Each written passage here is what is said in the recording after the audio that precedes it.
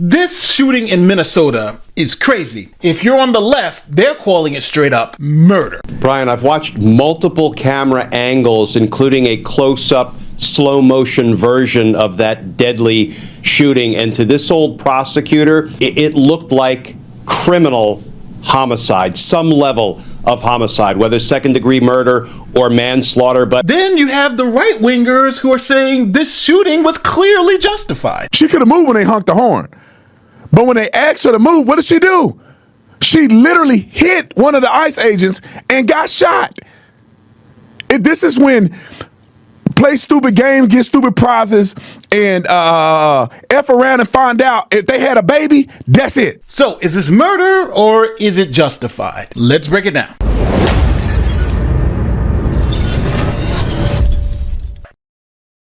All right, I'm Nate the Lawyer, and in this video, we're going to look at the Minnesota shooting, and you are going to decide if this was murder or if this was a justified shooting. We're going to look at the camera footage, we're going to look at the law, and we're going to look at the spin from both sides, and I'm just going to leave it to you to determine if this was justified or not. So first, we need to know what happened. Here is the police chief in Minnesota explaining exactly what happened at the time of the shooting. My name is Brian O'Hara, BRIANO''HARA. I am the Minneapolis Police Chief. The preliminary information that we have indicates that this woman was in her vehicle and was blocking the roadway on Portland Avenue, midway between 33rd Street and 34th Street in the city. At some point, a federal law enforcement officer approached her on foot, and the vehicle began to drive off. At least 2 shots were fired. The vehicle then crashed on the side of the roadway. So the next question is obviously, what was she doing and why was she blocking the street? Here's what the chief said. So the question was, what can I share about the deceased? There is nothing to indicate that this woman was the target of any law enforcement investigation or activity. This woman was in her car, and it appears then blocking the street because of the presence of federal law enforcement, which is obviously something that has been happening not just in Minneapolis, but around the country. All right, so now we know why she was there, to prevent ICE from arresting people who may be here illegally. So she was preventing their law enforcement activity. She was using her car to block their path, and something horrible happened. So first, as always, we'll start with the law. So you know what you're looking for when you see the evidence. And then we'll look at the evidence, and you are going to apply the law to the evidence so you can come to your conclusion at the end. So without any further ado, here's the law. There are 2 cases that we have to consider. Tennessee v. Gardner from 1985 and Graham v. Conner from 1989. These 2 cases direct how officers are going to be judged if they use deadly physical force against the subject. So we're going to start with the case Tennessee v. Gardner. Now, in that particular case, police shot a fleeing felon in the back. They witnessed the person committing a felony, the person started running away, and they shot and killed the person. And in Tennessee, it was legal to shoot fleeing felons in the back. But the Supreme Court said, no, that's actually not constitutional. And the Supreme Court said, unless the person is a serious threat to the officer or other members in the community, then you can't just shoot them in the back or essentially commit executions on the street because the person's running away from you. And as you can see from the Justice Department's own website, it's called the fleeing felon rule. Next, we move to the case of Graham v. Conner in 1989. Now, in that case, if police are using force, that force is going to be judged by what the court says is known as the objectively reasonable standard. The objectively reasonable standard is an objective standard used to judge an officer's actions. Under this standard, a particular application of force must be judged through the perspective of a reasonable officer facing the same set of circumstances without the benefit of 20/20 hindsight, and be based upon the totality of the facts that are known to that officer at the time the force was used. Now, under the objectively reasonable test for Graham v. Conner, the court gives us 3 factors that we should consider. Now, these aren't exclusive. There are many other factors that you can consider, but these are 3 the court points to in the case. 1, the nature of the 911 call. Bank robbery, more likely you're going to use force versus cat stuck in a tree. Then you have whether the suspect is resisting arrest. more likely that you're going to be using force. And then last but not least, this is from Tennessee v. Gardner. Remember, if the suspect is a serious threat to other officers or members of the community, then it would be objectively reasonable to use force to stop that threat. So now you know the law, and you're going to apply the law to the facts of this particular case. So let's look at the facts. In this footage taken by a bystander just before the shooting, we can see Good's maroon SUV partially blocking the street. Good's partner, seen here outside the car, and ICE officer Jonathan Ross are filming each other. You can see Good in the driver's seat, waving cars by while Ross begins walking around her SUV. 2 more federal officers arrive in this gray truck and approach Good's vehicle while simultaneously speaking to her. So law enforcement officers with lights and sirens and in full uniform are ordering a motorist who's blocking traffic to get out of their vehicle.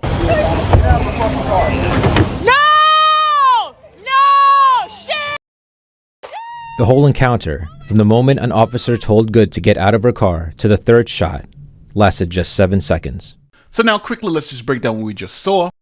With the video slowed down, you can see one officer grabs the door handle as Good begins backing up the car.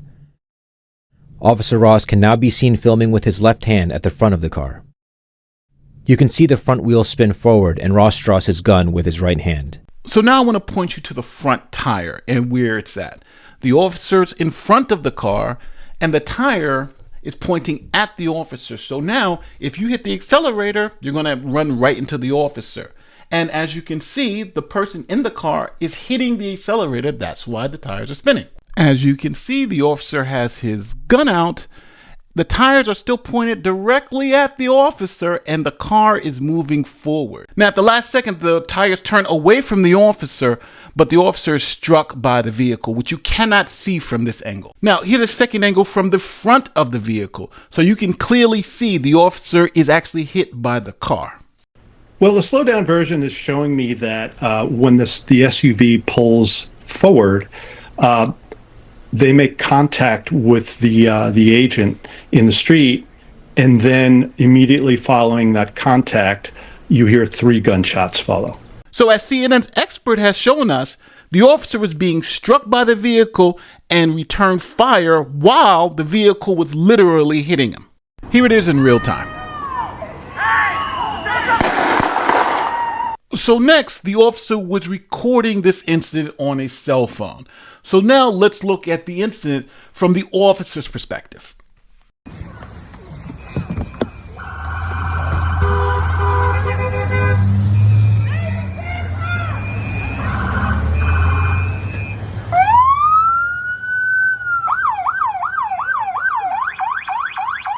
fine, dude. I'm not mad at you. Show your face. I'm not mad at you. That's okay. We don't change our plates every morning, just so you know.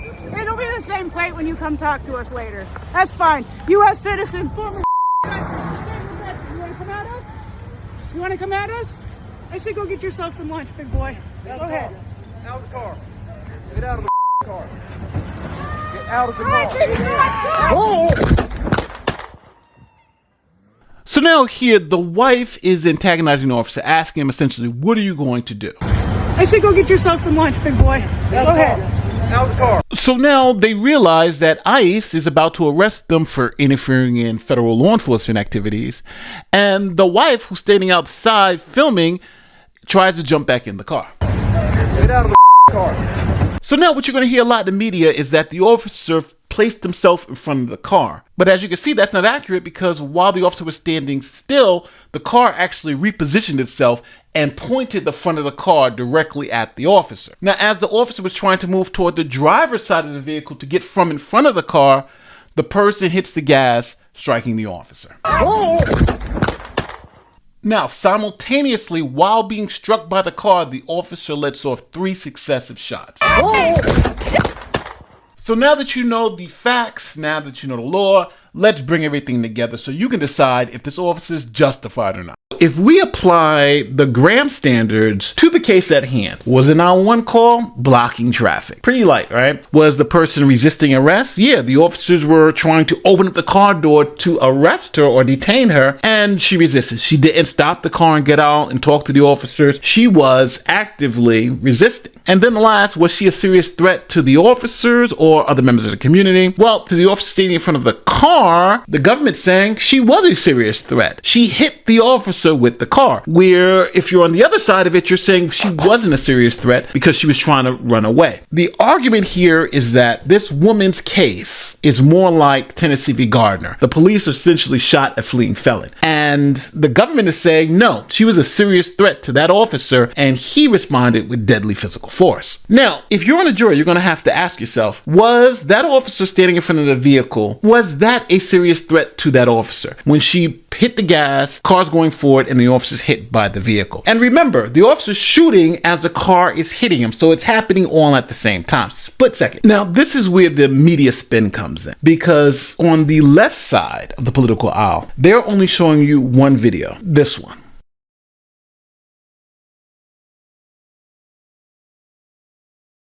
Now, Glenn, that's one angle. There are obviously other angles that are floating around the internet right now, but I think all of them generally show roughly the same thing, which is that there is an ICE agent right at the corner of the vehicle, that the person in the vehicle was attempting to turn the wheel so that they could flee the scene, and of course the ICE agent used that as the opportunity to shoot and ultimately kill the person who was in the vehicle. Now, just to show you how deceptive that was, he knows there are other angles. He knows there are other videos, and he says that none of them are going to make a difference. But obviously, he's totally lying, because I think this video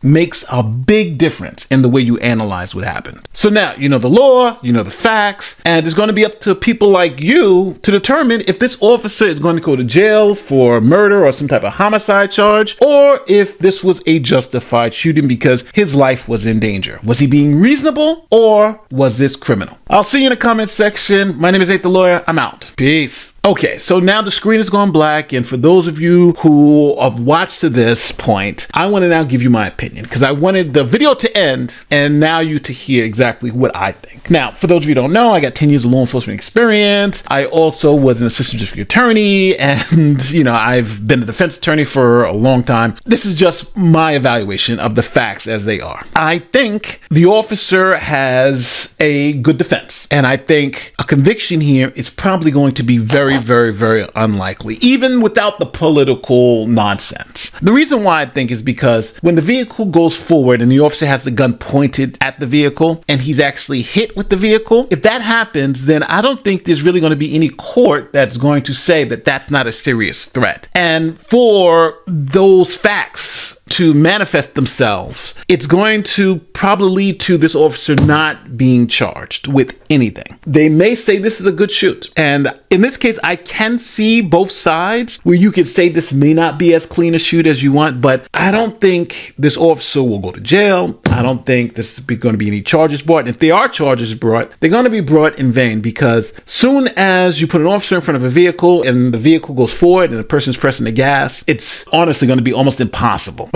to convict that officer. It just is. It's standing in front of a vehicle that's coming at you is a serious threat. And a serious threat doesn't mean it has to kill you. It just has to seriously injure you. It can break your leg, for instance. That's a serious threat. Also, there's a lot of hindsight going on with the political commentary. Like, oh, you see, the officer could have moved out of the way, could have done something else. And the law doesn't work that way. It's not about what could have been done. It's what happened. You're supposed to avoid looking back and saying he should have done this. What happened at the time? And was he being objectively reasonable with the threat that had confronted him?